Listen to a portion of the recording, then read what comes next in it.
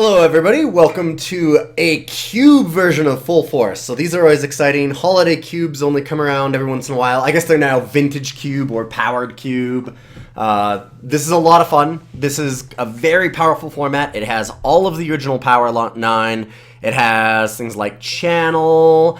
It's got Library of Alexandria and Soul Ring. It's insanity. The packs are unreal. There's some really good cards here. We've got a Blightsteel Colossus. We've got like Marsh Flats or Arid Mesa, which are good. You always want to get fetch lands fairly early and fairly often. Your mana being good is a pretty big deal in these. The interesting thing about this week's version of Full Force is that we had a three-way tie in our actual poll. So I am picking from those three. I've decided that I want to showcase the Black-White Hatebears deck. It's a deck that I really like in this format. It's deceptively powerful just because there's a lot of combo decks running around that you get to really disrupt. So if you can disrupt them, you're trying to get... because of that, I'm taking Marsh Flats. You want to try and get like Hymn to Turok and Thoughtseize and Duress and all those kinds of cards. Mind Twist is an absolutely fantastic card in that deck. And then you can do all kinds of like aggressive creatures and just kind of disrupt and hate out on your opponent. You want to get like Tide Hollow Scholars and Brain Maggots and Mesmeric Fiends, all things that disrupt your opponent's plan while also putting pressure on them.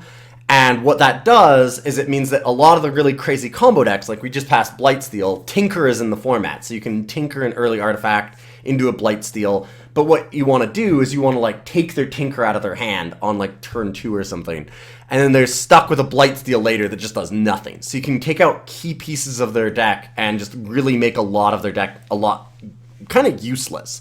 And that's kind of the goal of this deck. And at the same time pressuring them to, use their cards poorly and just be forcing them to ditch the cards out of their hand and not be able to use them to the full extent and then just beat them to death afterwards. So it's a fun deck, and I actually think that it's pretty powerful. And a lot of people don't play it. I'm going to take Godless Shrine here. Selesnya Signet could be good. I don't actually like Armageddon in this style of deck. It's okay, but not amazing. There are some good options here. Hero of Bladehold is absolutely unreal. Card is a ton of pressure. It hits really hard and fast. That being said, I want to have Disruption very quickly and often, so Collective Brutality is surprisingly strong. Being able to take an instant or sorcery out of somebody's hand is a big deal. There's also Umezawa's Jite, which is fine. This is a card that in Legacy Cube is probably like a Windmill Slam, and in Vintage Cube it's decent, it's good even, but not really 100% necessary. There's a lot of, like I said, like kind of combo-y type decks that don't really care about an Umezawa's Jite. If somebody tinkers out a Blightsteel Colossus, they do not care about you having an Umezawa's Jite. They're just gonna kill you. So it's good. Don't get me wrong, the card's still good, but it's not as good as you'd think. I'm gonna take Hero here and hope that the Collective Brutality wheels. I'm gonna take that risk here. Ooh, we've got some more good cards. I don't mind a sword.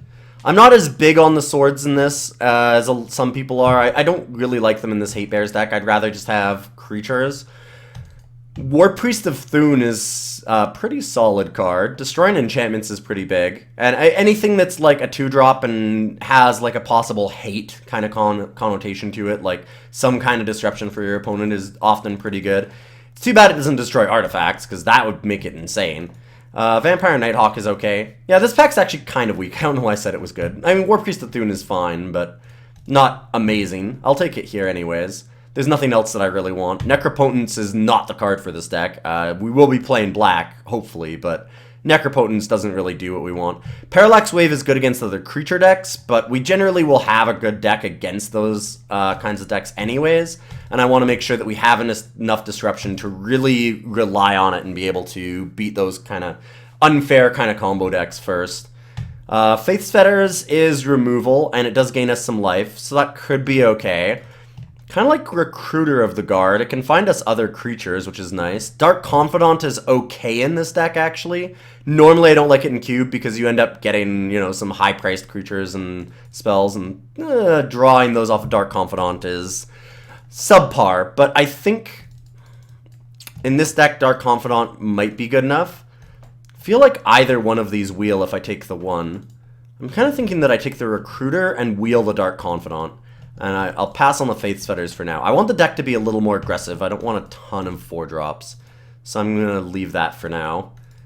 Okay, Oblivion Ring is good. It's a hate card. We really need more hate right now. We don't have any disruption. I really need that Collective Brutality to come back. I was hoping to find like a Thoughtseize, a Duress, Inquisition of Kozilek, anything like that. We haven't really had anything yet, so that's unfortunate. That's really when I tend to move in on this deck, is if I get like a, you know, first pick Mind Twist, which is just an unreal card. Or if I can see like an early Hymn to Turok with nothing else in the pack, that'll kind of direct me into this deck. I think I might be able to get the Mirren Crusader back. Desecration Demon's actually pretty solid too. There's not a lot of creatures running around that can tap it down for a long time, so it's pretty solid. Some Storm cards going around. Got a Seething Song and then an Empty the Warrens, so that you can stack a bunch of things together and empty for a bunch. I'm going to get the Silverblade Paladin, though. Strip Mine's maybe not the worst either, but I think that our mana is often a little bit dicey here, so I don't know how much I want it. Maybe I do. Silverblade Paladin is a good card. Like, it is a ton of damage. It looks like white's kind of open, though, so I might be able to get other good, like, aggressive 3-drop kind of creatures later. I might just want the Strip Mine. Strip Mine's a lot less replaceable. I'll just take Strip Mine. Ooh, Spirit of the Labyrinth is kind of cool. This is actually one of the real Hatebears, because it has a little bit of hate on it. Stopping people from drawing extra cards is pretty solid when there's things like Ancestral Recall running around, so really solid card to have to, you know, put some pressure on your opponent, stop them from, you know, compulsive research, thirst for knowledge, ancestral, all that kind of stuff. They can't draw out of the pressure that you're giving them. I'm going to take the Arid Mesa over the Rishadan Port. I don't think our mana base can support both Rishadan Port and a Strip Mine. And if I already have Strip Mine, I don't think I need Rishadan Port. Like, the card's good, but it's just the worst Strip Mine often. So I'm going to take the Mesa here. Mana Confluence, I might play it. I mean, I don't think I'm playing Putrid Imp. Putrid Imp is really a Reanimator card. It's so that you can, like, discard a big creature and then animate it back. You can do that a little bit in this deck sometimes. Right now we're just mono white. Black has not been open. Leyline of Sanctity is, like, I don't even know why it's here, honestly. I guess that maybe against some Storm deck it probably just totally destroys it, but okay, Collective Brutality wheeled, so that tells me that it's unlikely that somebody is in our deck and taking away, like, the Tide Hollow Scholars and the Mesmeric Fiends and Brain Maggot and him and all those kinds of cards that we want. It's probably that there's just none of those cards being opened, which makes this a really bad pack for us, but hopefully it'll turn around pack 2. Yeah, I mean, these are not good black cards, but like Vampire Nighthawk Wheeling, the card's not amazing, but in this deck, like when you just want pressure, it's not always the worst. And I think that gives us a little bit of sign that maybe nobody is trying to do like this kind of low to the ground, aggro, black-white, disruption type strategy. Faith's Fetter's Wheeling's good too. Yeah, these are good signs. Like, we're getting some of the cards. They're not great cards, but there was no black cards at all to take, so it gives me a little bit of hope that, you know, this deck might be a little more open than I thought. I should actually put Temple of Malice in the main board, just to keep it in mind. Occasionally I'll splash red for cards like Kolgan's Command, specifically. Kolgan's Command is a really good one in this format. It destroys an artifact and deals damage or makes your opponent discard a card, which is hard to understate as to how good that is. That's really solid to, like, both kill one of their early artifacts and maybe get a card out of their hand. So we've got a Flooded Strand, a Soldier of the Pantheon, an Ultimate Price. I don't want Honor the Pure, I don't think, because I do want to play some black cards too. There's also the Verdant Catacombs there. So a bunch more fetch lands, and like that really solidifies our mana, but I don't even know how much more we need at this point. Now that we got the Arid Mesa and stuff on the wheel too. I don't know. I mean, Mana Confluence, Marsh Flats, Arid Mesa, and Godless Shrine. We've got some pretty good fixing already. Soldier of the Pantheon's just pretty weak. Ultimate Price is good. I might just want the Ultimate Price. Yeah, I think I'll take the price. It's not a great first pick here for us, but I'll deal with it. Badlands in case we want to splash more red. Hypnotic Spectre is good discard, but it'll probably wheel. Honestly, most of these cards will. I kind of like the Porcelain Legionnaire just because it's so much aggression. You can play it on 2 and start attacking for 3 right away. Lingering Souls is pretty reasonable. I feel like Lingering Souls and Hypnotic Spectre wheel. There's good chances that all 3 of these cards wheel, honestly. There's some powerful cards in this pack. There's some combo decks that'll want Progenitus or like Heartbeat of Spring. Mystic Confluence is a really good control card. Draga Tree Speaker is a great ramp card. So there's some really good cards in the pack. I'm going to take the Legionnaire, though. Magus the Will. Ooh, Vryn Wingmare. Vindicate in the pack, too.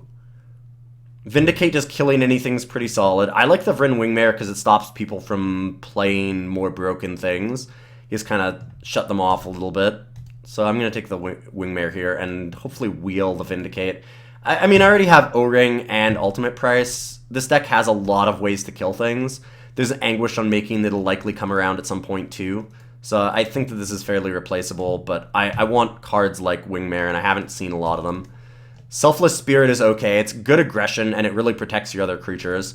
But again, I'm expecting that to wheel. Scrubland seems really nice because I've got the fetches for it. Wrath of God doesn't seem necessary in our deck. We're trying to be the aggressor, not really trying to play Wrath. This is a very weak version of this deck so far. I'm just not getting any of the discard. Like, I really need the Tide Hollow Scholars and the Thought Seizes and cards like that, and I'm just not getting them yet.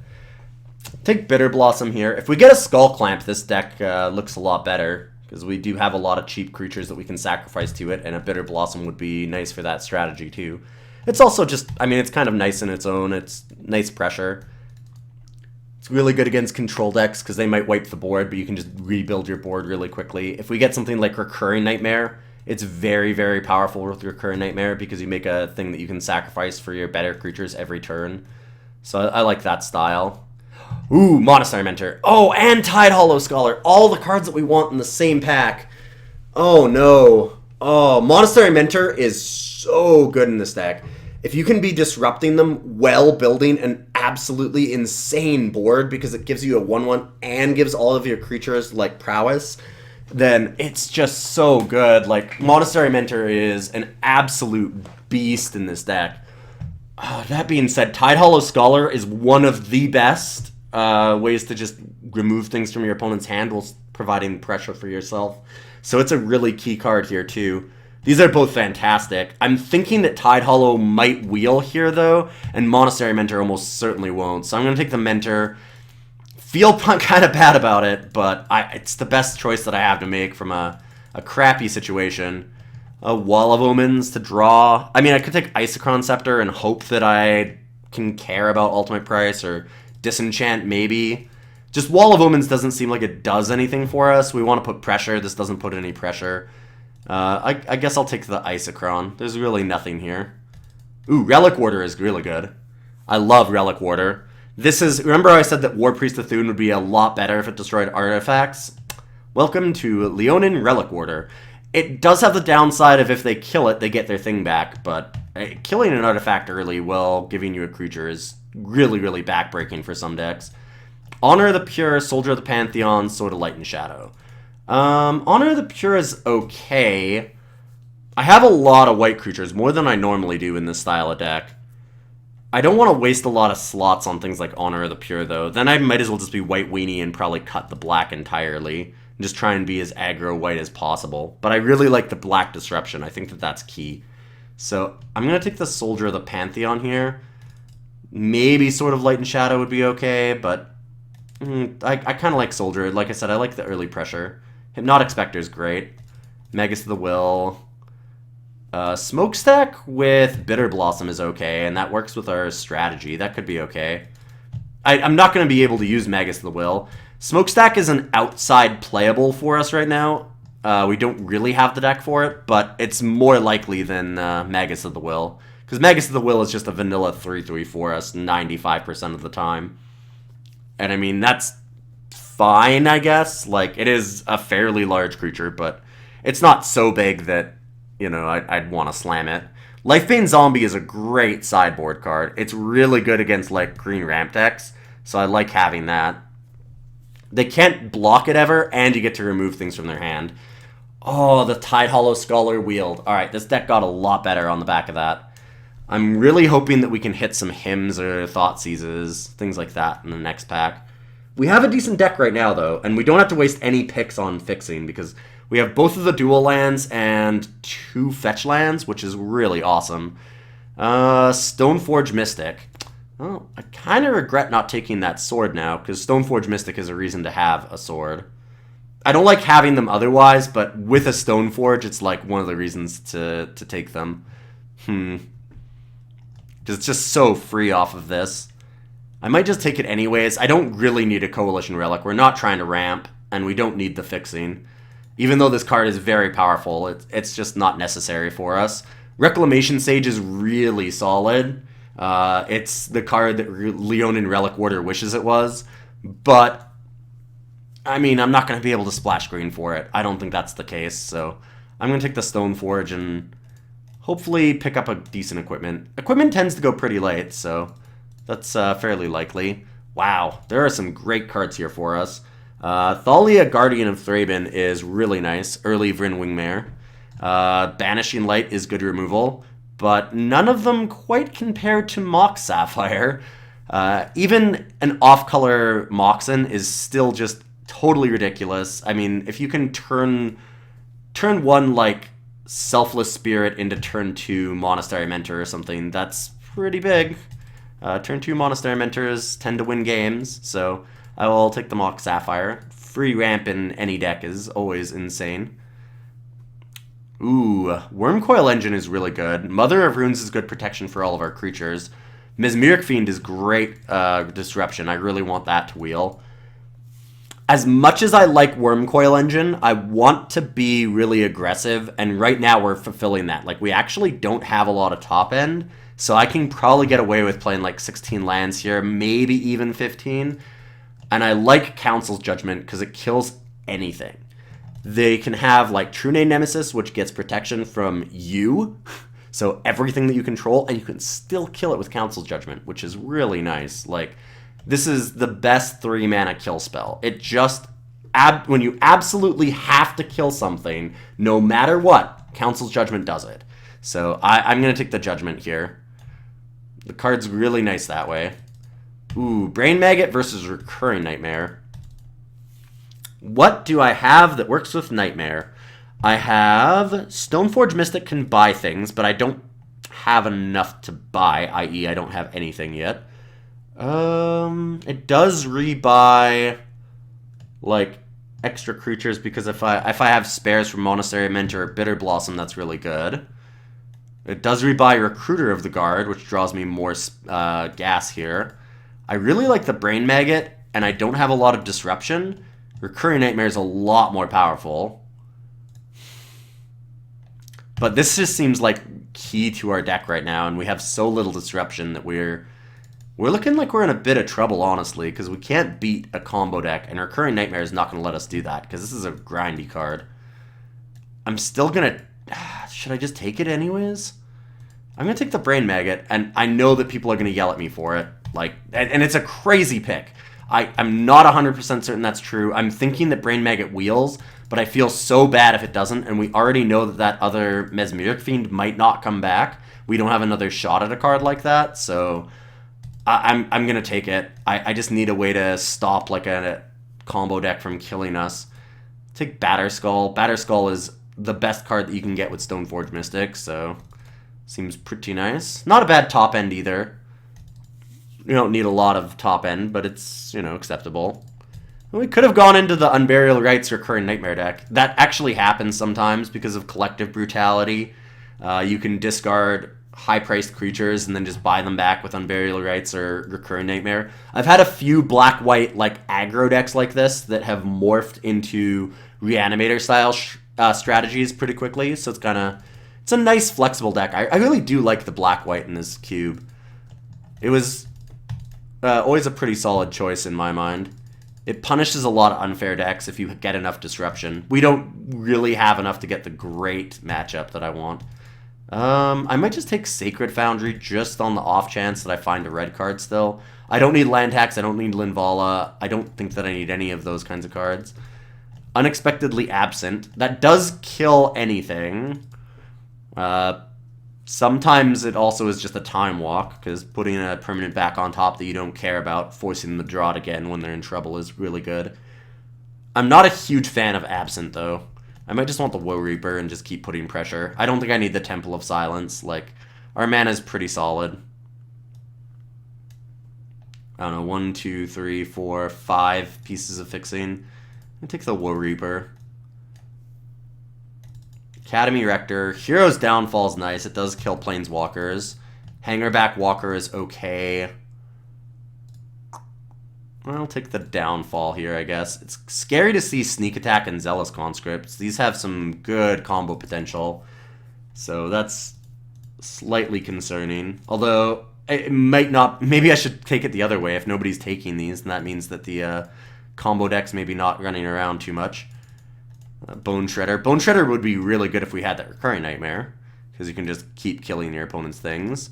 Banishing Light came back, so decent enough. Mother of Runes, which is also a good card. I'll be playing that over something for sure. Boros Charm, I can splash it if I really want to. I don't think that we want Spectral Procession. We don't have any way to pump them. I mean, I guess we could add Smokestack and Braids, so then Spectral looks a little better. But I like the Kythian here. We're basically a white weenie deck with a little bit of disruption. I could have definitely used more. I'm sad that we didn't get them as Mirror Fiend back, but...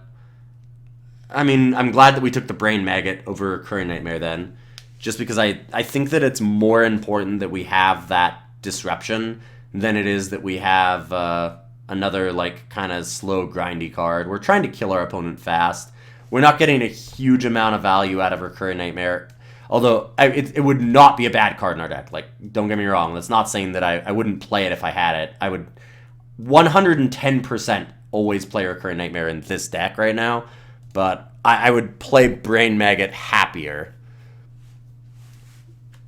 I think that this is going to be a better card in more matchups. Just need to kill very key cards from my opponent's hand. The one thing that's a little bit tilting about playing this deck sometimes, just as a warning, is that you can rip apart your opponent's hand. We didn't get the best example of that because we don't, like I said, we don't have the Hymns, we don't have the Mind Twist, we don't have the Thoughtseize and Duress and all those kinds of cards. I don't think they were opened, honestly. But the thing with this deck that can be a bit tilting is that you can end up ripping apart your opponent's hand, but because it's powered cube, they can just, like, top deck the exact card that they need that's, like, an insane power level card and still beat you. So sometimes that happens. It's pretty rare. Like, I do think that the deck's still powerful enough, and that's a good enough strategy is to still play, but it's just... Be prepared for, you know, a little bit of frustration occasionally if you do try this deck a bunch. There's a non-zero chance that, you know...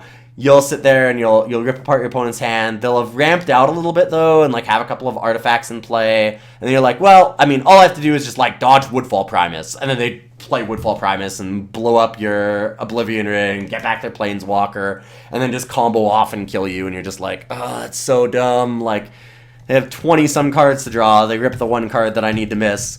I tore apart their whole hand. They had nothing in hand. Like, I was gonna win next turn. They had nothing to win off of, but it'll happen, so that might happen to us here. Hopefully not. This deck's got a lot of aggression to it, and not as much disruption.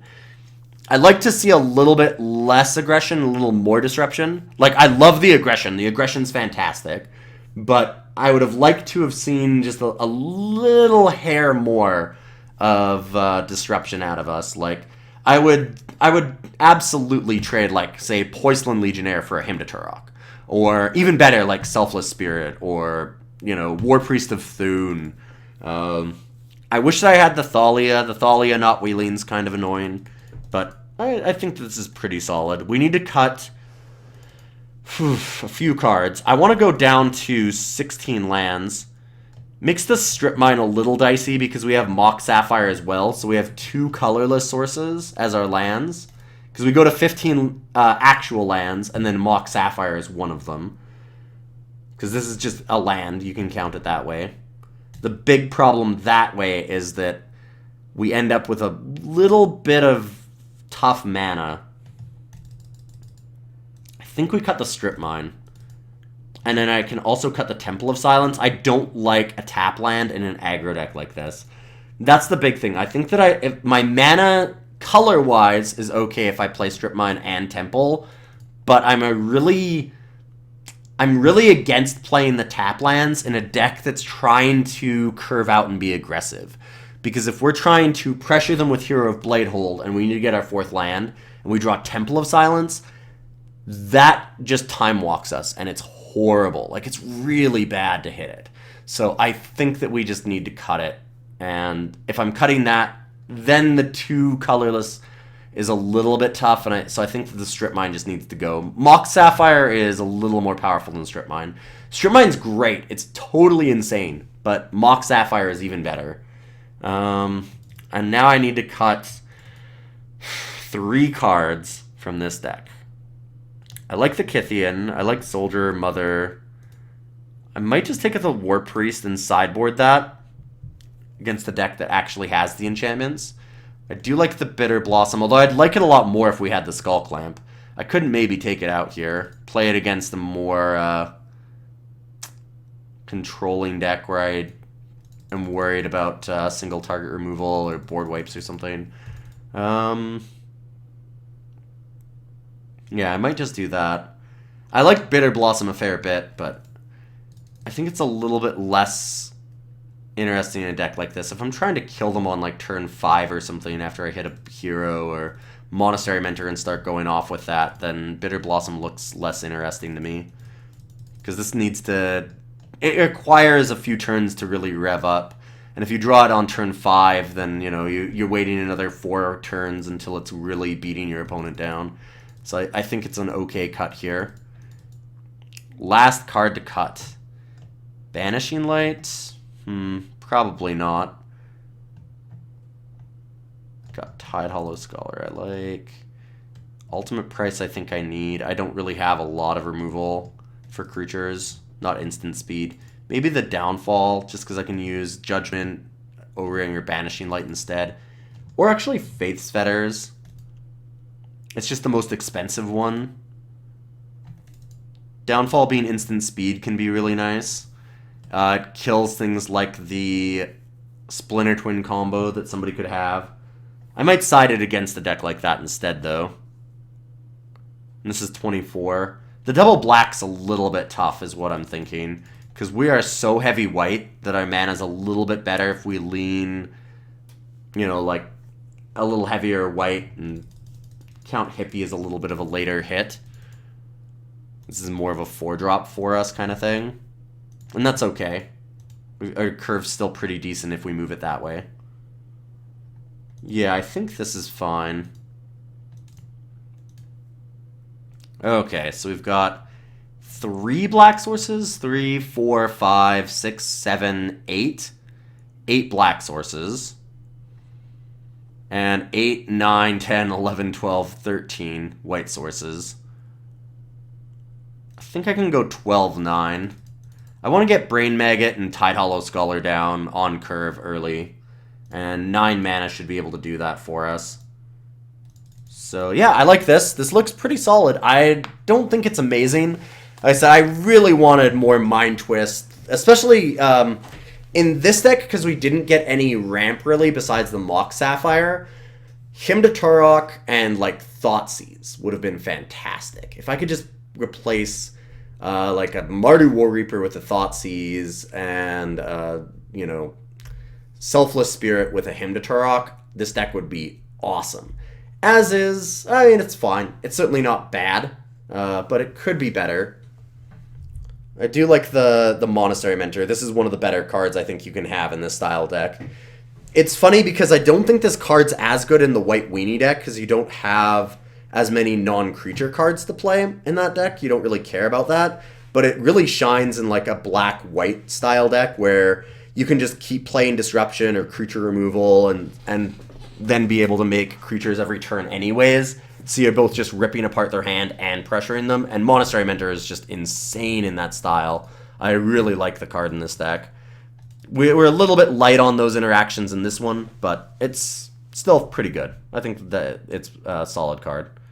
And we'll jam. See you for round 1. Oh my goodness. If they play Heartbeat... Oh, wow. Oh, this could be so good for us. We get to kill the Heartbeat, and we get to play the Monastery Mentor.